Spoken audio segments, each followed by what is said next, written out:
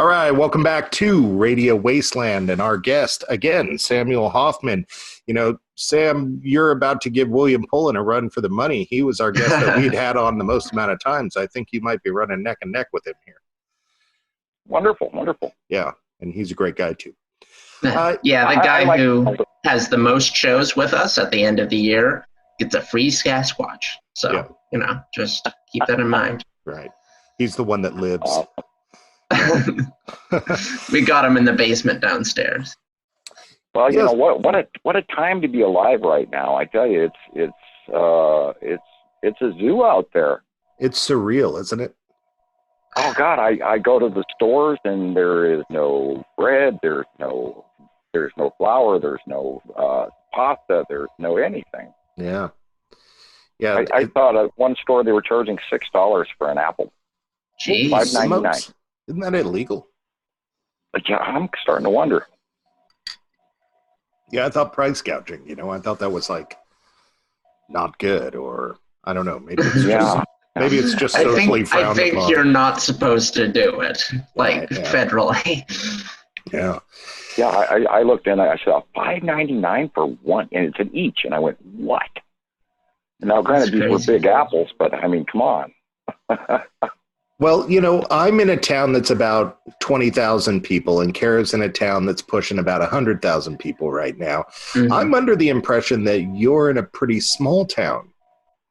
I live in a suburb off of Missoula in western Montana, in the center of western Montana, and I've gone into Missoula, and Walmart is there, and I went into a place called Orange Street Boot Barn, which is in Central, because they have great meat and it's very cheaply priced, and I know my butcher, et cetera, and we know where the meat comes from. But there's been a run on everything. There is no rice, there is none of this, and you can buy all the sardines you want and all the tuna fish, and they actually got into the tuna fish in the water, and you can buy all the stuff packed in oil still, which I don't recommend eating because it's all radioactive. Right. But what's going on, I'm really in awe over. I've never even thought that we'd come to this level until, after the stuff hit the fan and then people were raiding the stores. But this is like happened before that, and the stores are already empty, and I'm in awe. I'm shocked. And I see a lot of comments online that are really, really spooky. Go ahead. Yeah, they are spooky, and that's kind of where I'm going with this, is that, being somebody that has dealt with Nibiru, and there's been fear about it,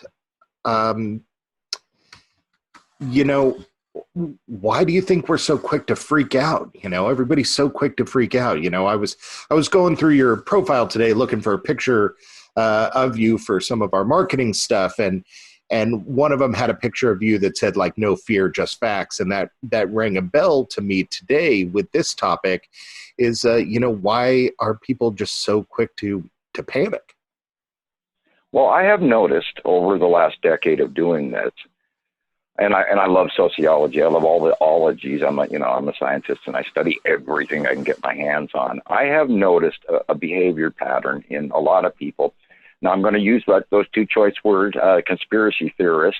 Yeah. Some people get very addicted to the hype level, and they start to seek out this information. And when the information gets a little tawdry and they've seen it numerous times, they no longer listen to it as well. They're searching for that mystifying thing that gives them that buzz, that makes them feel like something's dangerous or adventurous or oh my God. And a lot of times it's the hype, and a lot of times it's the misinformation.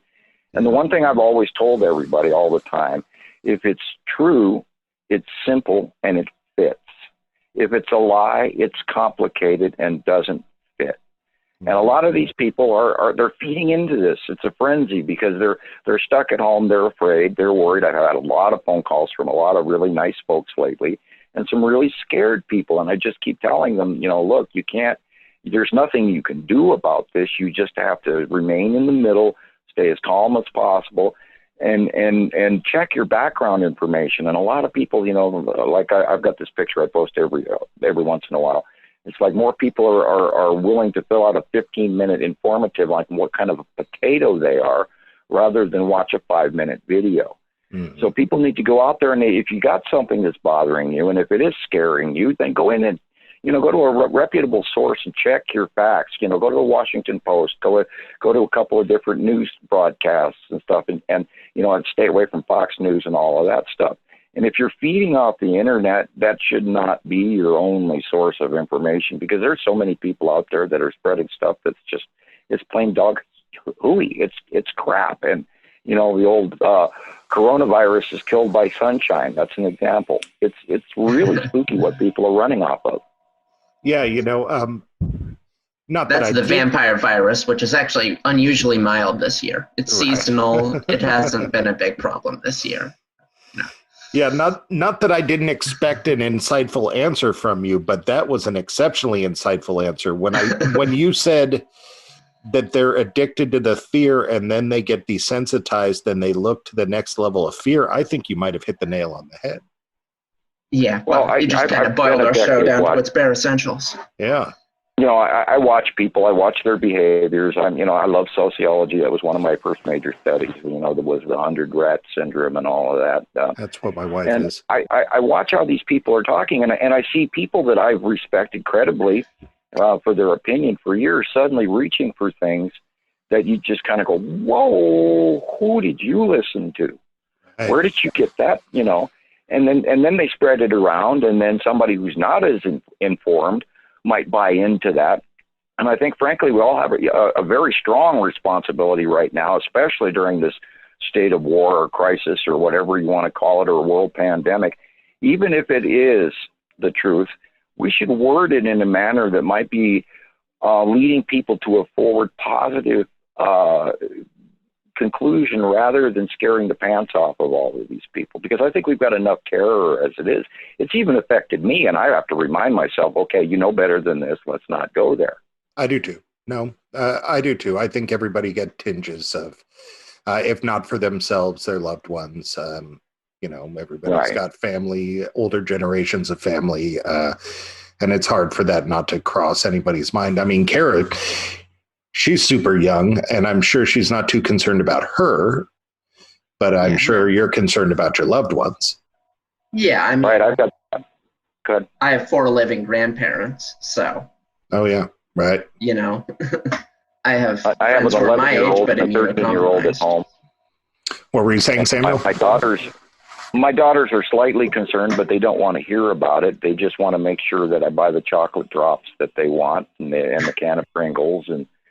And I've noticed that the junk food is there. Although eggs are gone now, there seems to be a supply of milk. Butter went way up in price. And that gasoline, of course, is cheap. We can all have a full tank but an empty stomach. I hope that we come back from this.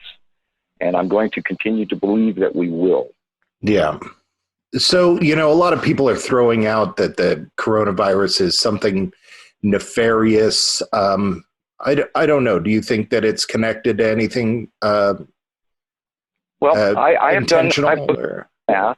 I've looked into the math, and I've looked into the research, and I understand most medical jargon. And if I don't, I go out and learn what they're trying to tell me, because I want to know and have to know. Otherwise, I can't let it go. But I have noticed that a good portion of the cases, now if you were to look at Italy, for instance, and northern Italy, they had a very high pollution rate, literally for most of last year, almost as bad as China. And I've, of course, got websites that show the CO2 and other gases in the atmosphere as well, and I do study that. These are lung-compromised people in general, so the masses, I believe, are the people who have been living in polluted areas for the longest time and then are seeing the largest effect from this virus. And there's also the possibility, now that the planet is Saturn, which is still on the right-hand side of the sun and is coming closer to us every afternoon, evening.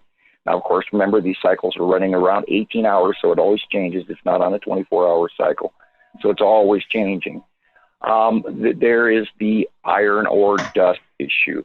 Now, a lot of people talk about, the iron ore dust from the red planet Nibiru. That's not, the red planet is not Nibiru. The red planet is Saturn.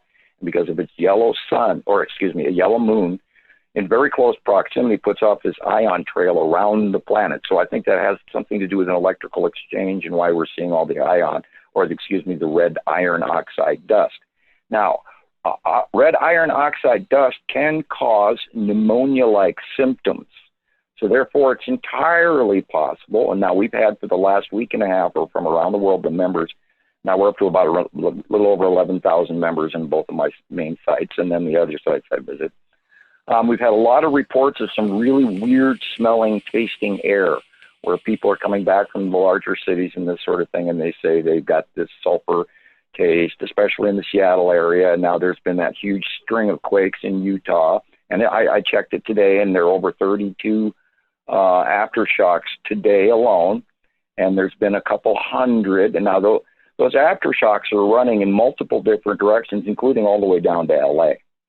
So now, if you look back at some of the tectonic plate history in the under the ocean, I truly believe that these planets have the ability to grab land masses as they pass, like big magnets, and drag them along with them. Or it's like, say, for instance, if you throw a piece of cardboard down on the snow and you jump on that cardboard, it will slide.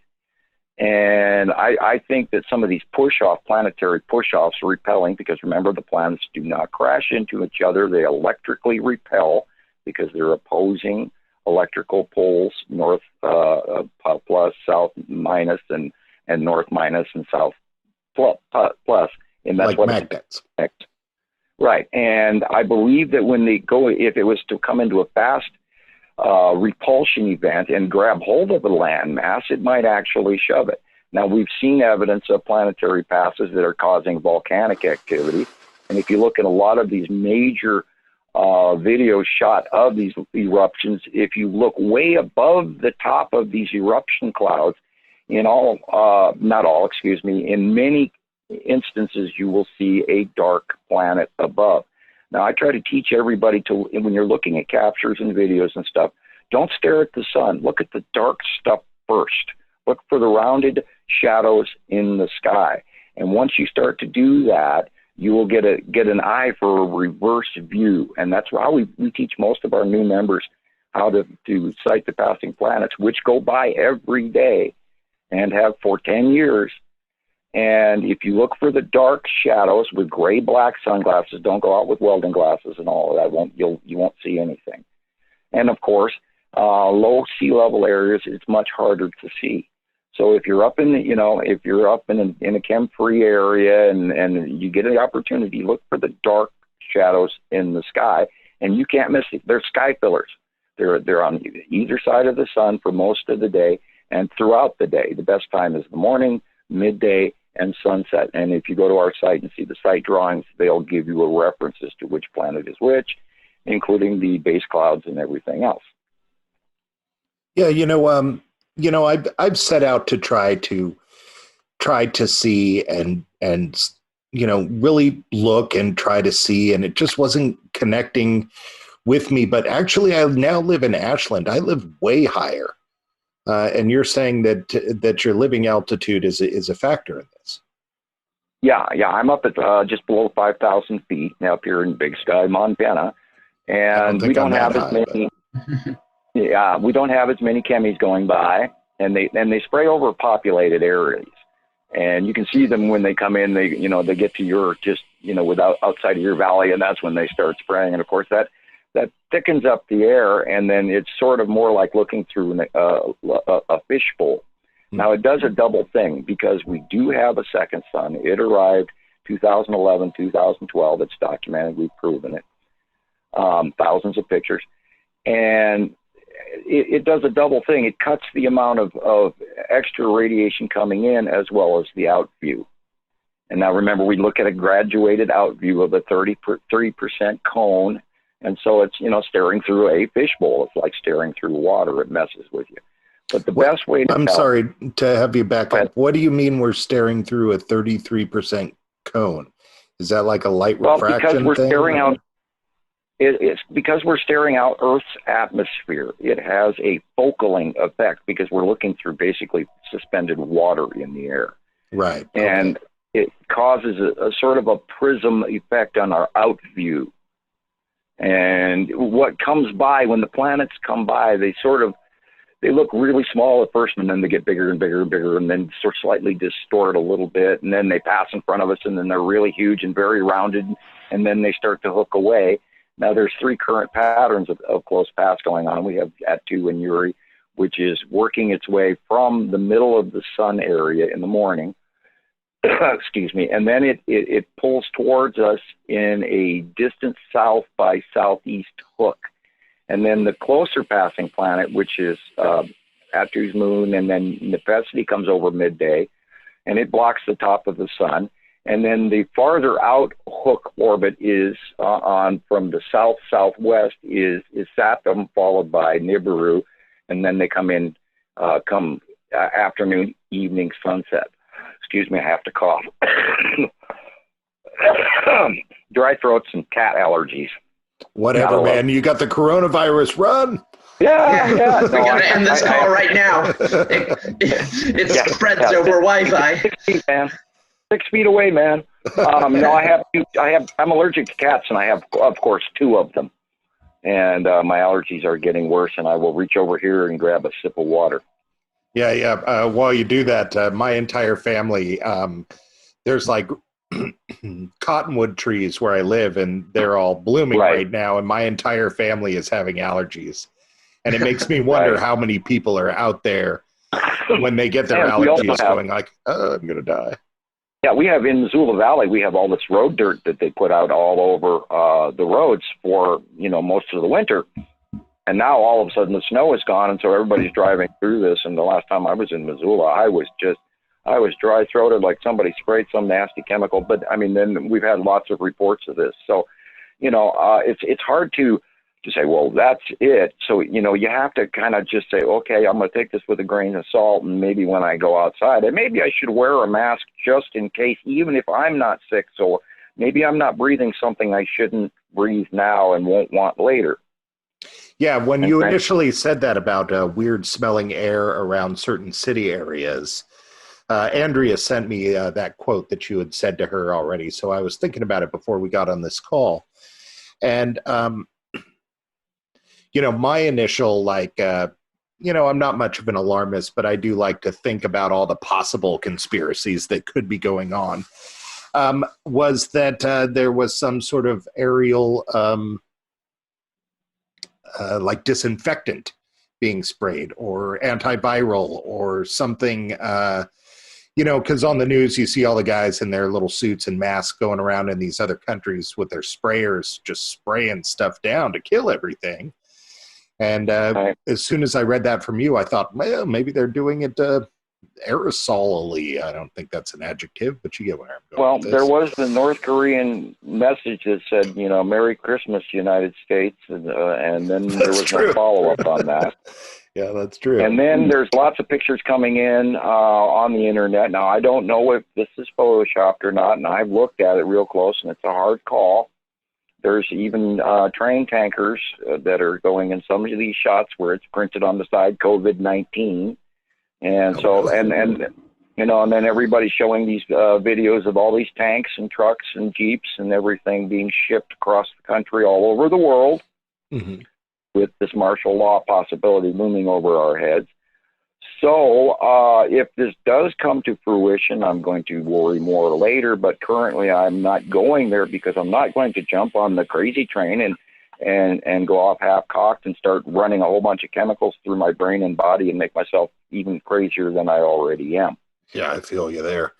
When Andrea first proposed that we talk to you about this, like I said, I try to think of all the options. I don't think of them all, but I try it. I have fun thinking about it. I thought your take might be that COVID-19 didn't really have anything to do with Nibiru or the other planets or anything like that, that the only thing that it had to do would be that maybe governments were using it to their advantage for some other future situation. Okay, we've been presented with this opportunity. Now we're going to take advantage of the power that we've been given in order to usher in some sort of other situation. Yeah, the Georgia Guidestones and Agenda, what is it, 21 and all of that. Yeah. Now that's all of this is entirely possible. But I mean, where do we get our credible information from? Yeah, we have to, wait until we have a level of proof to not go wandering down that path, because I'm not going to, stand there and tell a bunch of people, okay, it's time, get the hell out of your house. Or, oh my God, it's time, get the hell out of Florida, or get out of, New York, or get out of California and come to Montana. Right. But if people do find themselves in that situation, well, hopefully everybody knows where I am, and I'm going to be up here with a cup of coffee and a nice little fire and hanging out in the mountains waiting for everybody. But anyway. That sure sounds nice. Well, we don't grow much food here, and I'm sure not into eating bitter roots regularly and hiking down to Idaho for some rotten potatoes. But it's entirely possible. And then who knows where our growing season is going to be, because I've never, ever had winter over plants before until about 5 years ago. And now we're having winter over plants here in Montana. And of course, that is from the extra sun. And now all the planets are heating up. We can't take into account, we talked about this before, we can't take into account what they say about global warming, because they're taxing us. Farmers against ridiculous taxes in Australia, which spells farts. But anyway, we have to be aware, and we have to be civically minded, as well as not trust the government. I hate to say that publicly, but I had a very hard lesson that they're not necessarily interested in our well-being as individuals because of their job. I imagine a certain amount of them justify their behavior because they overthink things in order for them to be able to sleep at night and send their children to college at the same time. Right. Now, I'm not based on money. I don't do this for money, so therefore it does not affect my opinion. Although I do believe there's something going on that is beyond what we're being told. I do too. I do too. Even at the most basic of things of them knowing outcomes, there is no way that we aren't being manipulated on some level. I mean, they manipulate us, and when I say they, I realize I'm overgeneralizing. I think there are a lot of people in office who are really trying to make the world a better place. But I do believe that there are powers who want either more power, more money, or something like that. At the most basic of conspiracy, we're being manipulated on some level. I have seen for the last 2 weeks numerous NASA information dumps. I'm going to call it advertising. And they've been describing in the way that, I always talk to my members, how you type your heading can get your video removed. If you're just too much hype or if you're completely inaccurate, then we're going to remove it, no matter how good your information is. But anyway, they've been writing these statements. Is Earth in danger from this close passing asteroid or this new comet that's here? And then they give the title of the near Earth object, NEO. And then I go into the NEO list and I look it up. And now you have to understand that LUs, or lunar units, is approximately 265,000 miles to 285,000. So I always go with the closer. And for the audience, hang on. For the audience, let's see if I'm right on this. A lunar unit is the distance from the Earth to the moon, right? Correct. And an angstrom unit, an AU, is the distance from Earth to the sun, which is 93 million miles.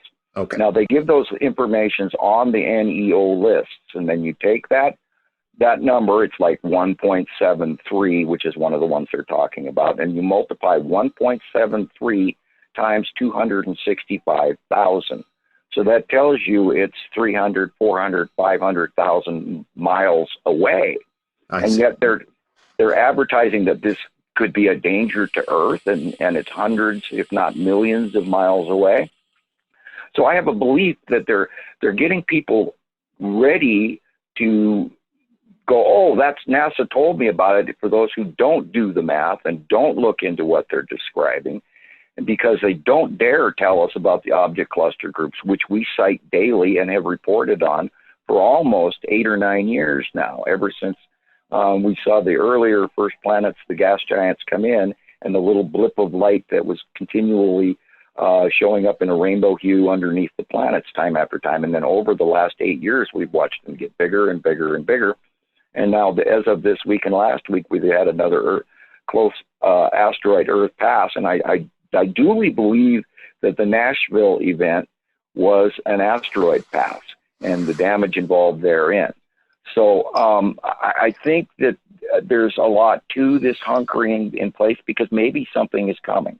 There was also references last evening to some coronal mass ejecta radiation that was supposed to hit Earth somewhere in the mid-evening, about 11:30 last night. So I, of course, followed the directions of these people, and I unplugged all my computers, but nothing occurred. We didn't have a Harrington event.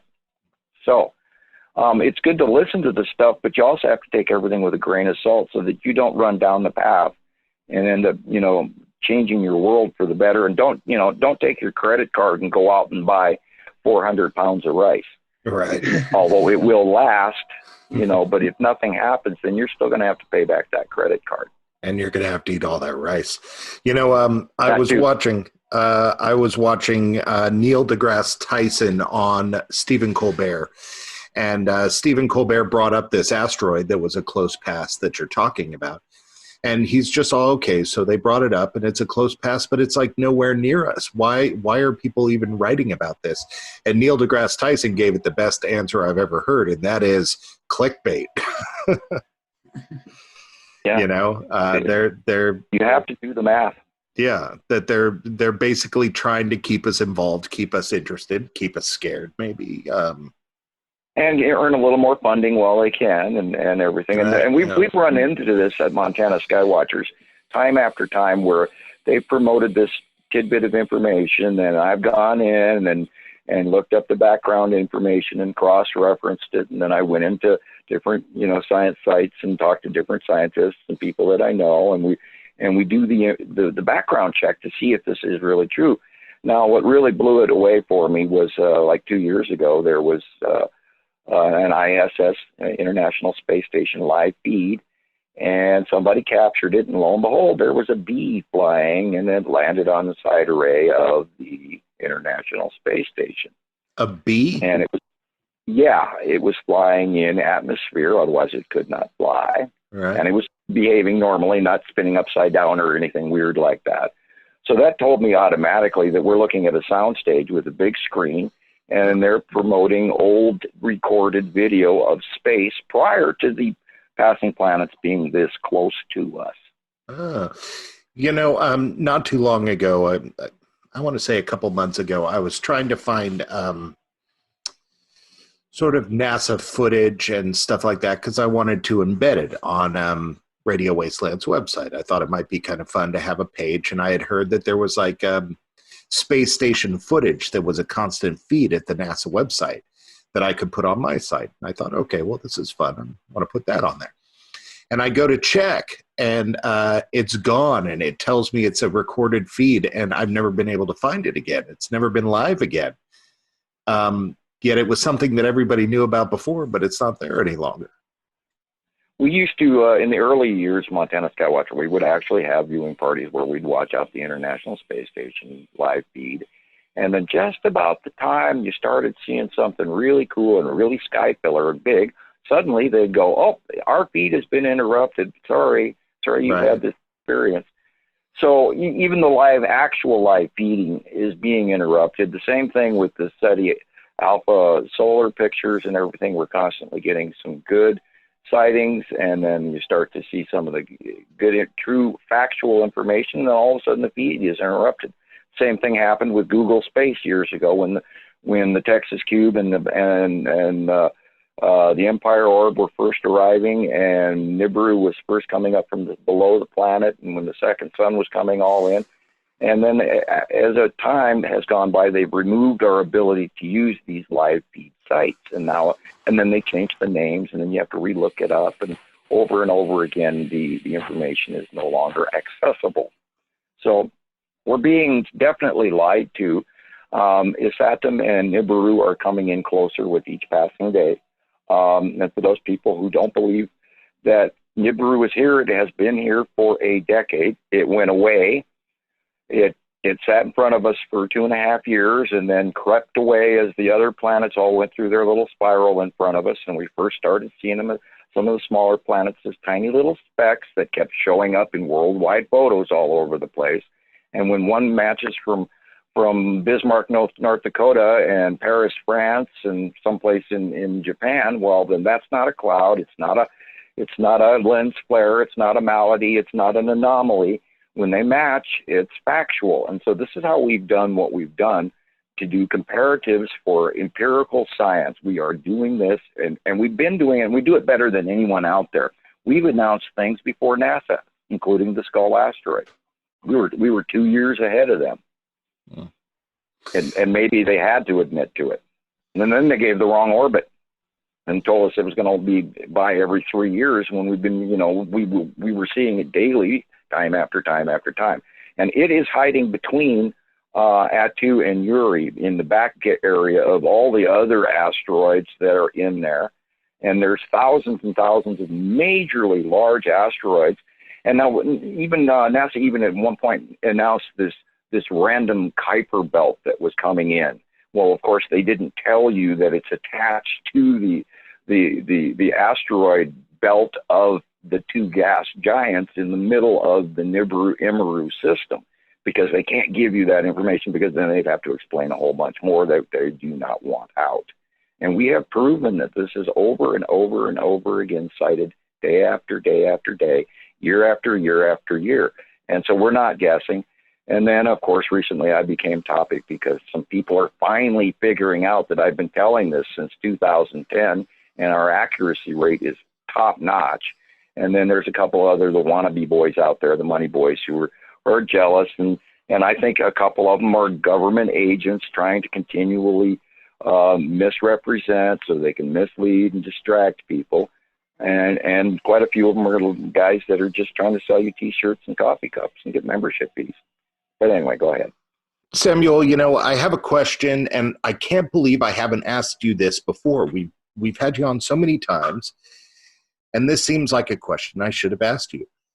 How long, because the Nibiru system is in this roughly 3,600-year orbit, how long will it be here? That is a very good question. Oh, good. I don't know. I have not been able to find that information. I think we probably have to go up and look up the Sumerian tablets to find that. But I look back at history, and if we look back at 1650 approximate BC, and we watch some of the archaeological timelines that they try to create. Now, granted, a good portion of them are inaccurate. They could be here for 100 years. They could be here for less. Now, but if we're looking at if we're viewing at the cycles and the processes that have occurred already, and we use that as an example, I would say that we are, because they are rising past us now, and this nepacity is now coming from the southwest region, and it's coming up in front of us in this middle pass, and it now goes to the north, and people all over, members all over the world are citing the illuminated core cloud at night now. And now, a year ago, we saw Atu illuminated at night. There was this big purple thing in the sky at night. Now we're seeing the base cloud of nepacity. So if we take all of that into account, it should be that at any point in time, within the next year or so, we will see passing Nibiru becoming illuminated as she goes past Earth. Now, normally we're seeing the back side of them because they came up from below us and they came up into the second ring, into the Venus area, between Earth and Venus in that area. And there's a lot of room between there where they can fit some big planets. And as they pass Earth, only then will they become facially illuminated, and then we will be able to see them at night or whatever. Now, space is totally pitch black. Nothing is, you can't see light going past you in the sky if you're out in the middle of space. It has to be broken down through an atmosphere in a prism effect into the, red, yellow, orange, blue, green, rainbow colors before the human eye recognizes it. Now, there have been, oh God, in the last 2 weeks, there's been probably about 75 reports of people talking how the birds are singing at 3 o'clock and 12 o'clock at night after the sun has completely gone down, and it's really weird, and then they don't know why these animals are chirping. I believe that the animals, the birds, are seeing things in a spectrum that we don't have in the human eye. And I believe they're seeing that light and being prompted to believe that it's sunrise. And we, of course, saw this in 2012 as well, 2011, 2012, when the second sun arrived. Now, I have to prompt this over and over again to people. For the longest time in early sightings in 2010, 2011, 2012, everybody started noticing that the sun was no longer coming up due east. It was coming up in the northeast, and they couldn't figure out. Well, we have documented pictures and videos. Nibiru Final Countdown by whatever that band is. That's a good video we use regularly because it's got a whole section of the same footage that was filmed in 2011. The Final Countdowns by Europe, by the way. Yeah, right. And I can send you a copy of that if you'd like. But being that it came up in the northeast for so long, everybody mistook that for our sun, that our sun had moved. But it's so much larger than our sun that people have forgotten over the last decade the actual size of our sun. And if you go back into old movies and old westerns and back when they were doing the big sky scenes, and you see that the sky is this light blue, pretty all over the place, all the same unison color, is nowhere in comparison to what our skies are today. We have these big dark shadows and this big, massive, bright, huge, beach ball sized thing in the sky. When our old sun, Sol, is actually about the size of maybe a tennis ball in the sky. And people have to realize that we've forgotten how our skies used to look. And for us older folks, I'm just hitting 59 this year. As older folks, we remember. And if you're a newbie, pardon the expression, if you're new to discovering the skies and trying to learn what's going on, and if you've just started watching in the last decade, then you're not up to par with what's going on. And another thing I seriously need to mention that goes unsaid over and over again, if you're trying to learn about the Nibiru system off of your smartphone or your tablet, the experience of Facebook and the size and the quality of the picture you're getting is nothing in comparison to a PC and a 23 to a 32-inch monitor. I'm sitting here with a very large picture of stuff that other people are looking at anywhere from 6 to 3 inches. So if you really are committed to learning about this, go out and buy yourself a PC, and it'd be amazing at the difference of the experience of Facebook, for instance, alone, let alone the captures and the sightings of the passing planets. Yeah, it's a whole different thing. That makes me think of two things. Every time you're on Wyoming, I don't remember if the movie The Searchers took place in Wyoming, famous John Wayne Western. But I always think of that when you come on because of the nature of the landscape. And I want to say it was not Wyoming, Montana. I want to say it was actually made there. And you're right. I should go back and watch that and make a comparison of the size of the sun. That's interesting. The other comparison that I was thinking from what you just said is my day job. Is I do marketing for small and medium-sized businesses. And, of course, we saw the transition of everybody going from desktop to mobile devices. And you're definitely at the point now where easily 60, almost 70% of people are using mobile devices instead of desktops. And I use desktops, and people will say oh, well, how do I do something on Spotify or something? And I try to tell them, and then I realize that I'm using the desktop and they're using their phones. And I never thought about the clarity of the images and what other people are seeing on their phones. And that's really a good point, is a lot of this stuff, not only do we live in a cancel culture where people are just ready to dismiss things, but on top of that, they're looking at tiny pictures of the things that they're dismissing. When I turn my computer on during the day, in the morning, and I usually start about 5 o'clock in the morning every day, because that way I can go through the feed without everybody bothering me. get to scroll down 10, 20, 30, 40 posts. But when I go to my tablet, I have a little tablet, and I only have 3 to 4 posts available, period. And I have to search and move and drag and pull and do all of this crazy stuff to go anywhere farther down the page. Right. Now, everything's set for Firefox or Google Chrome and everything, but you know, and I'm looking at these pictures with a 23-inch screen here, and this is why I see them so much easier than other people. And I really, really have to protest and say, guys, if you really want to study this subject, get yourself a PC and look at these pictures, because or at least a Chromecast, something that you can cast at your TV. Yeah, build up these pictures, make them larger, spend some time doing the comparatives. And this is where I promote drawings every month so everyone can see, and then I can lay it out to the people who are not seeing it, and then we do comparatives time after time. And you can ask most of the people who know me very well that I do a literally 100% job, and I mess up, so we'll say 90%. But my accuracy rate has been 90% for the last decade. We are not guessing here, and everybody needs to just get on board with this, because I've done all the work, and we argue with people on a daily basis. Now I've got over 600 membership requests, and I don't let everybody in because it becomes chaos every week if I do, and I'm trying to only let a few people in at a time. And keep trying. If you membership request, keep trying. I will look at your thing eventually. I'm also trying to do research rather than argue with trolls. And of course, I just went through 2 weeks of that and had a really kind of a rough time, because I care about people. And when people trash me, and I'm doing this for free, I don't think they should trash me so easily. But anyway, that's off the topic. The point with it is if you're stern and you want to study this, check out Planet X Hunter.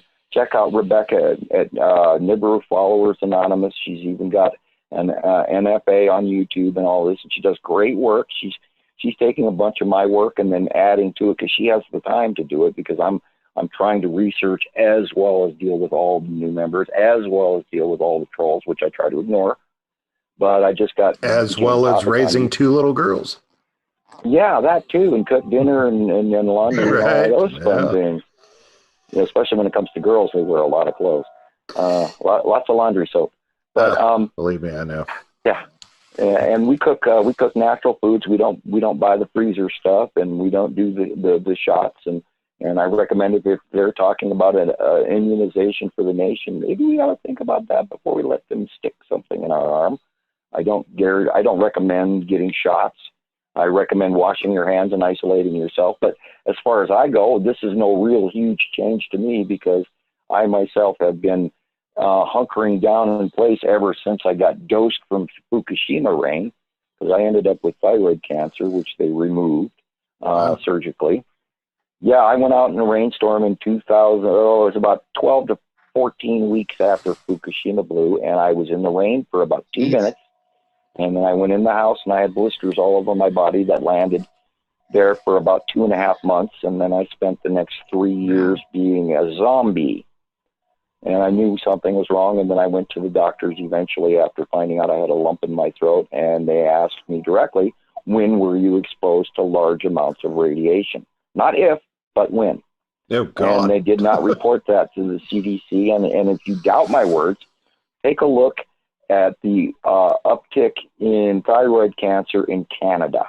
It is out of the roof, off the charts, because the soil is raising in elevation, in radioactive elevation in the ground.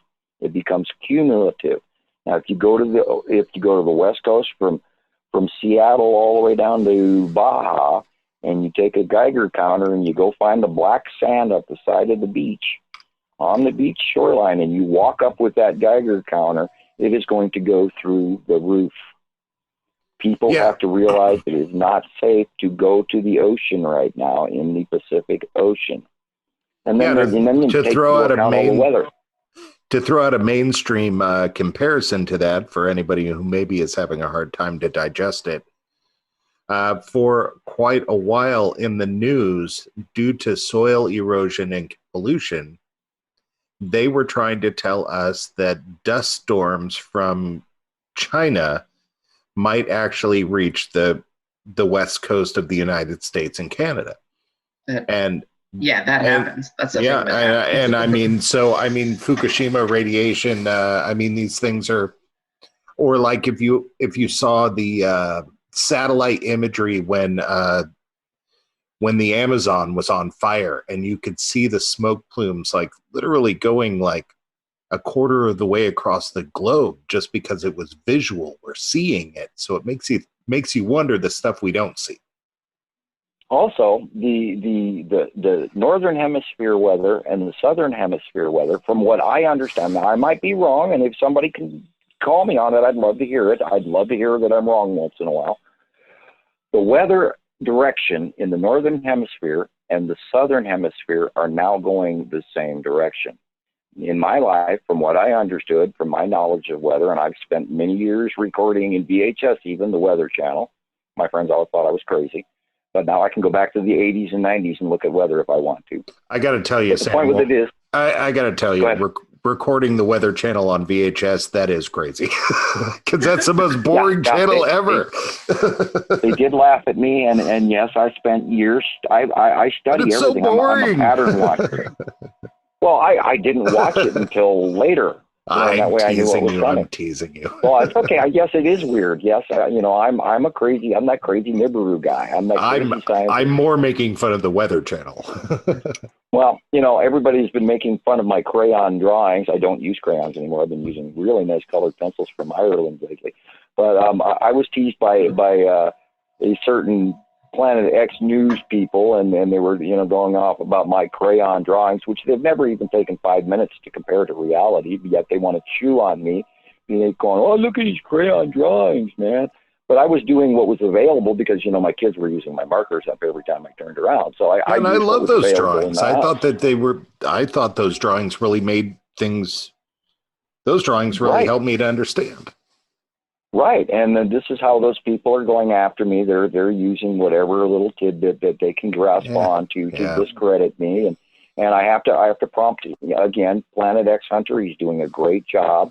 Andy Pullover in the UK is doing a great job, and all the other people that I don't mention here today, they're doing a great job, and we wouldn't be here today if they didn't contribute every day and share their worldwide citizen science comparative pictures, because that's how we know what we're looking at is not a cloud.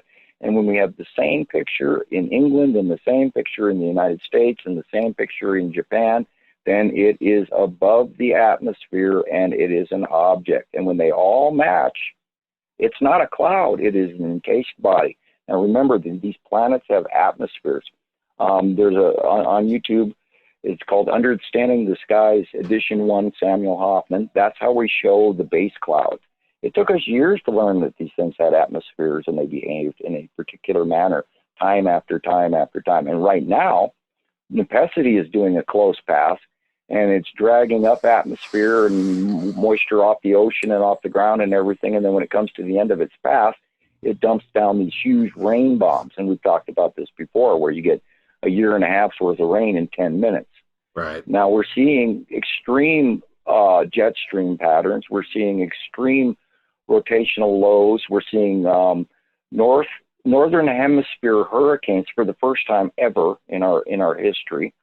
And the jet stream is also currently going over the Mexican Rocky Mountains, and that is causing a straight, regular daily path over the southern United States. And that's why they're all walking around in soil that they're sinking into, because their land has never been this moist. We're going to see a crop problem already. That's what happened to the crop growth last year. This year, we're going to see more crop failures. We're going to see more commodity issues. And like I said earlier in the previous part of the program, I'm hoping that we come out of this, but we may be in a position where if you don't have a garden, we may not eat this fall. God, I don't want to spread the fear and panic, but we may see an end of of the way we, like we're not in Kansas anymore. Things are changing, and it's not the same as it was a year ago or 2 or 5 years ago. And the train wreck is a slow, ever worsening getting closer and closer train wreck. And we have proven this. I want to be wrong, but I've got an entire decade of work that proves that this is real. Yeah, down those lines, I wrote down a question quite a while ago, so we might be switching topics a little bit, but it does fit with this a little bit. What I wrote here is, your average Joe is not seeing what is not seeing these planets in the sky. What made the government, when they knew that these planets were coming, feel that they could hide it? You know, I guess what I'm trying to say is, why did they know ahead of time that your average Joe wouldn't see them?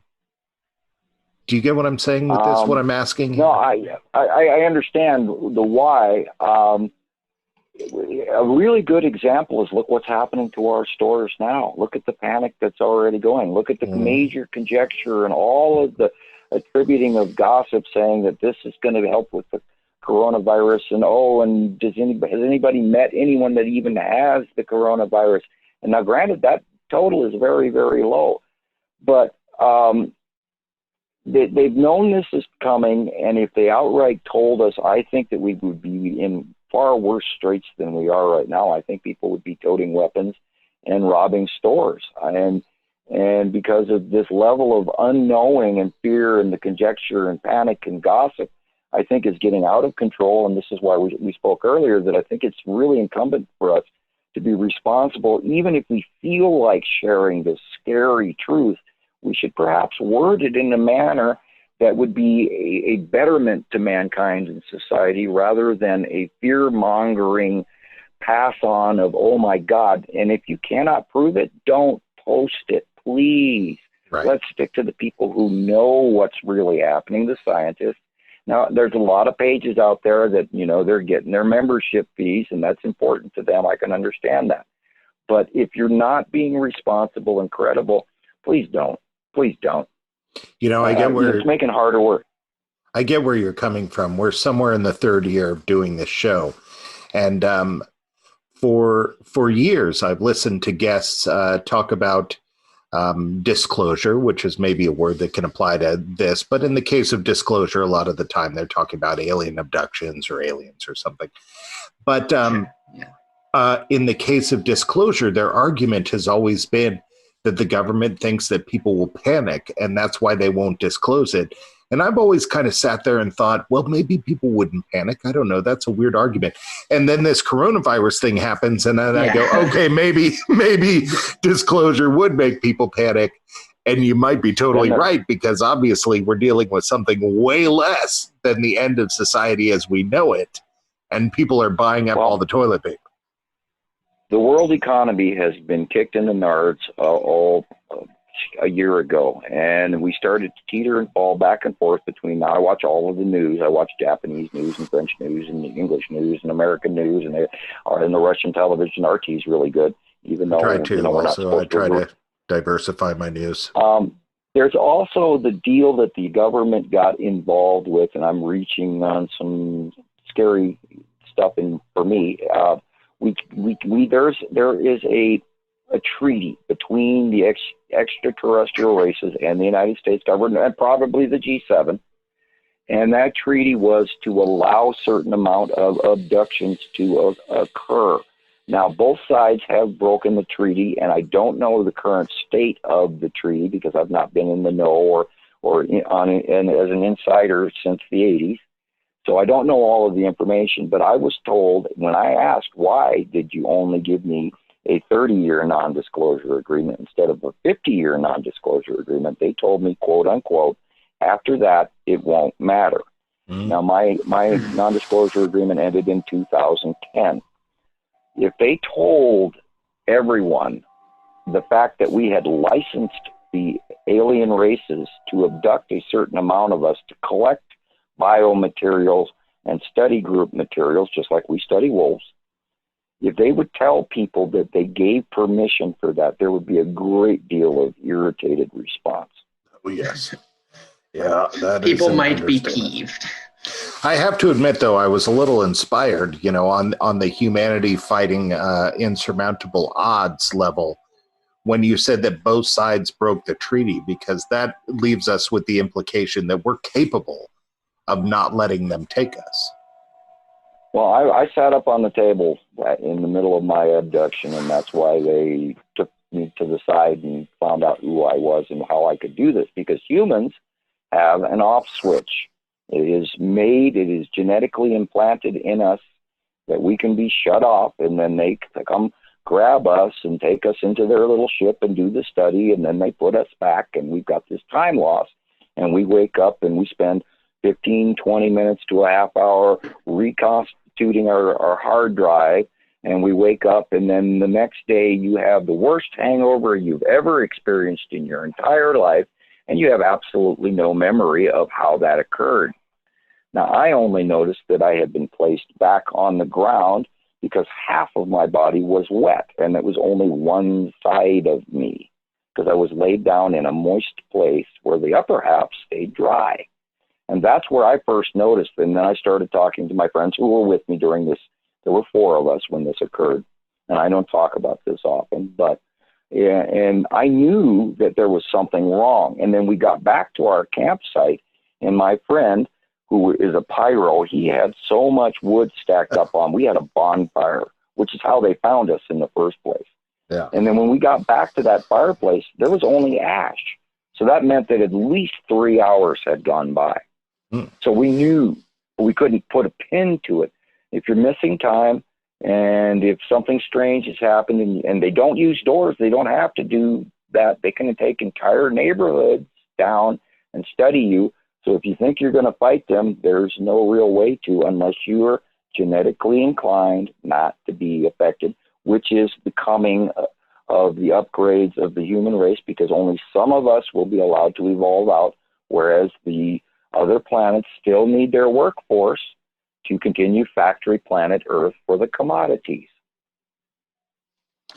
Yeah, it's just, it's so daunting, to think that we've, I mean, me, I'm a skeptic, Samuel, but, to suspend... It rips you a new one, doesn't it?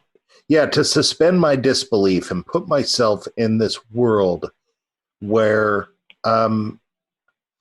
I am not only a slave for tens of thousands of years at least, because every 3,600 years, but that I also have an off switch.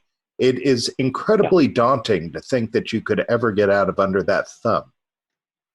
Right, and that is, it's one of those moments where when you realize that, you have to go back down to your core values and wonder if you want to continue on this grand expedition. But the view that ET sees it from is that we're lucky that we exist at all. Otherwise, we would not. We're a blend of multiple races put together along with the human ape, and we are not the first version in this civilization to exist to do what we're doing. This has been going on for over 300,000 years, just in the management change alone.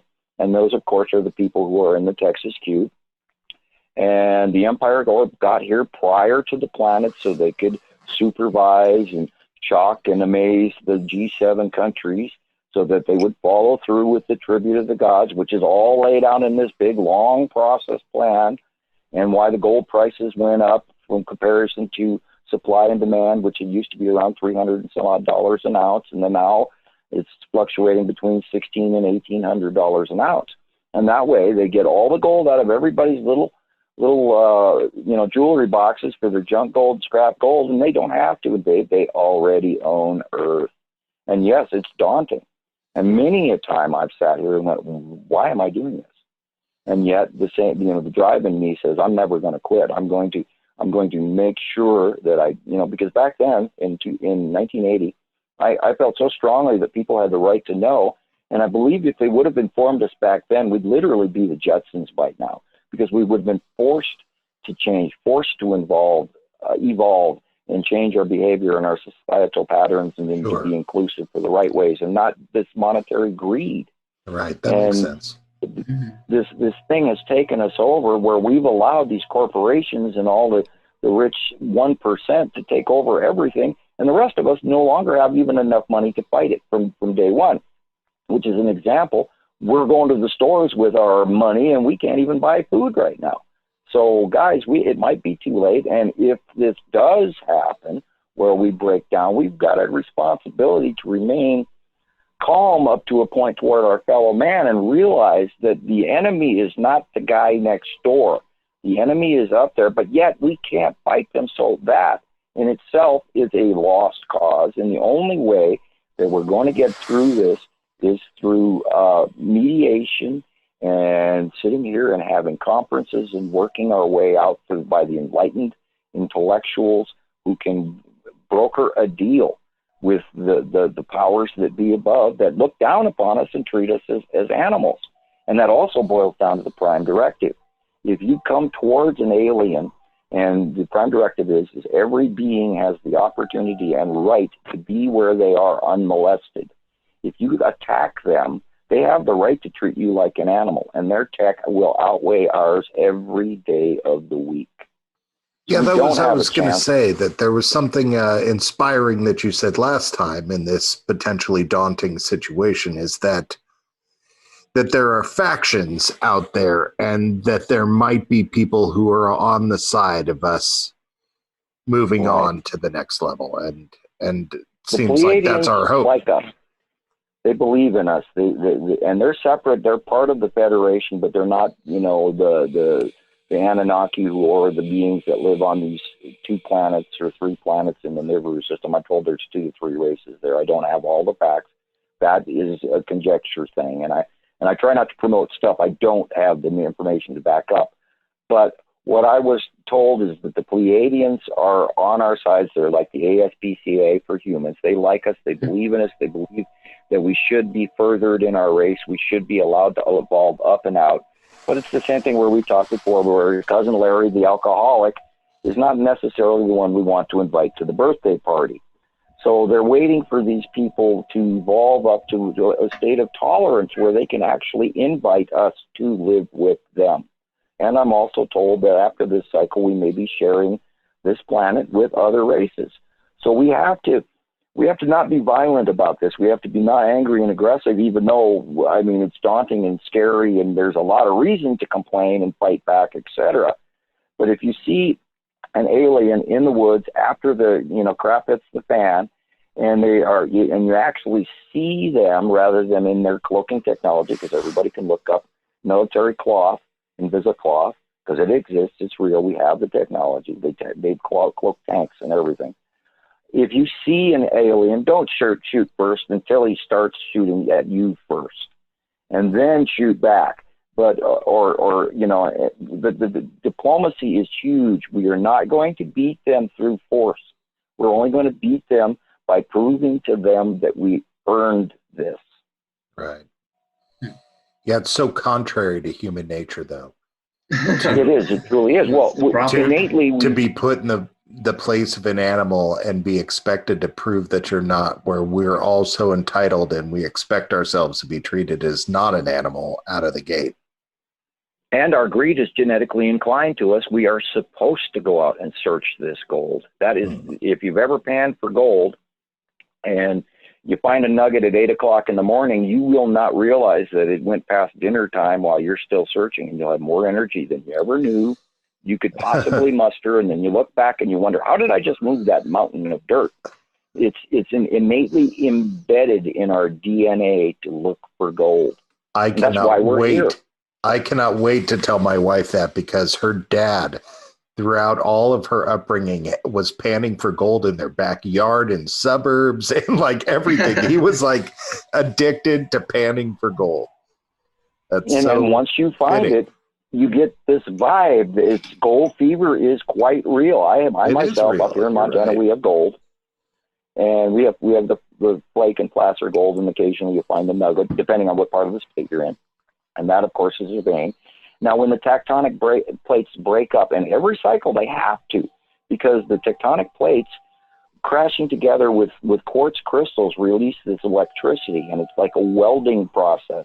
And gold is the slag between the welding process of these tectonic plates. It's this formed, if you've ever welded and you tap off after when you're done welding, there's this little flake that falls off. And that is what gold is. It is created through electrical discharge at huge, huge electrical, almost plasmatic states. Now, a lot of people think about plasma. Plasma only exists in space and near the sun. Otherwise, it's too hot and we burn up our atmosphere. People get that straight. But it's an almost plasma-like state where it welds. And so the 3,654-year cycle has to occur because the tectonic plates have to move. They have to rub against each other, discharge electrically. Same thing happens in volcanoes. Why the lightning and all the sparks? It's an electrical discharge, not gravitational. We live in an electrical universe. And that gold is created from the welding of tectonic plates. I see. So that's the factory. Right. Earth is the gold factory amongst other commodities that we provide for them as well. Well, unfortunately, Samuel, we're coming up here on the end of this interview.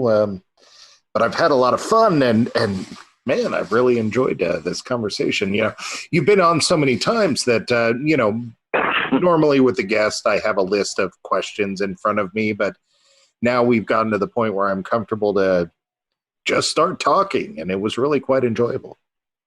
Well, I'm very glad that I could be helpful, and I'm, you know, the talker, and you give me my soapbox, I'll be here for 3 hours.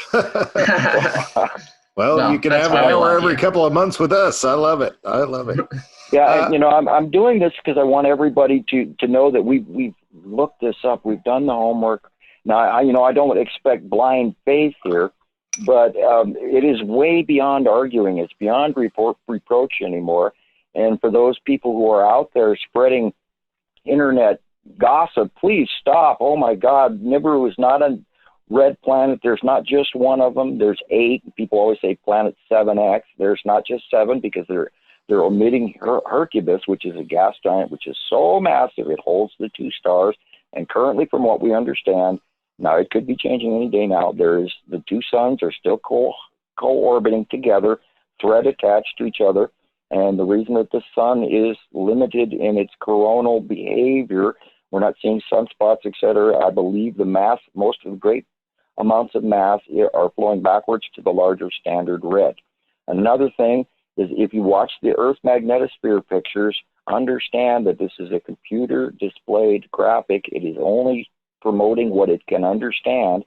And some of these waivers in the Earth's magnetosphere is because a larger planet is coming and buffering into ours, and it's changing the overall magnetosphere, which is why the patterns are changing, including when some of them pass Earth and there's a black spot in the back of the graphic of the magnetosphere.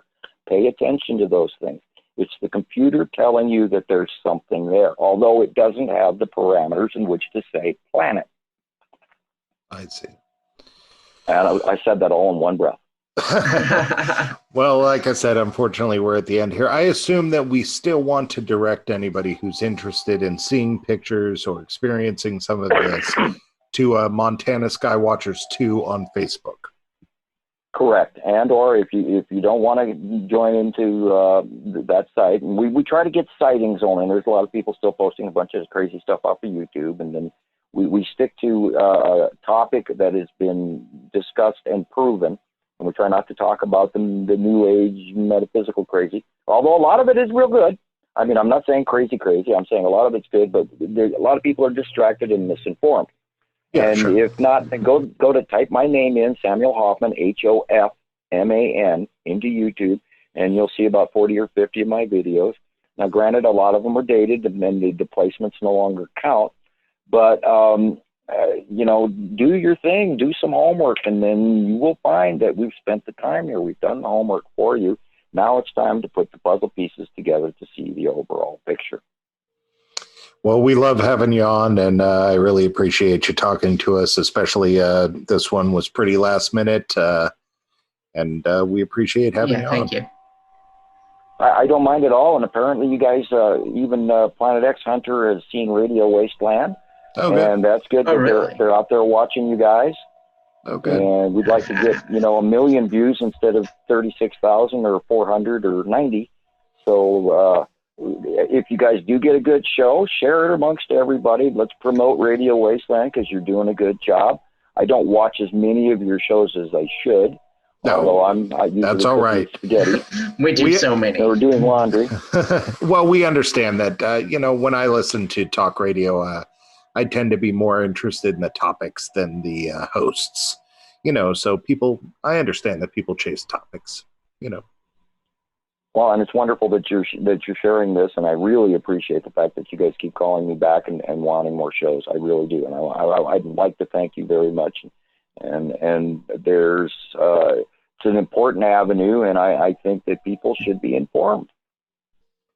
All right. Well, we appreciate it too. And if you want to find out more about Samuel Hofman and see some of the pictures that we've been talking about, be sure to check out Montana Skywatchers 2 on Facebook. And until then, we'll talk to you next time, Samuel. All righty. Thank you very much. Welcome to the radio, Wasteland. Welcome to the radio.